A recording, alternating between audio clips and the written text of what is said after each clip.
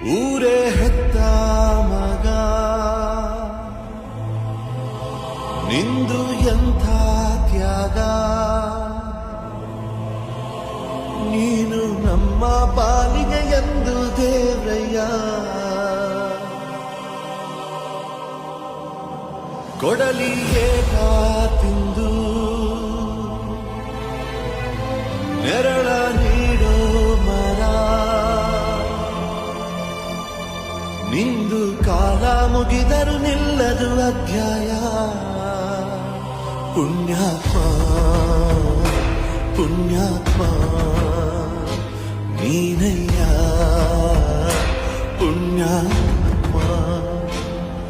ಮಂಡಲ್ಲಿ ನಿನ್ನದೆ ಶ್ರೇಷ್ಠ ಕಥೆ, ಶ್ರೀಮಂತ ನೀನಯ್ಯ.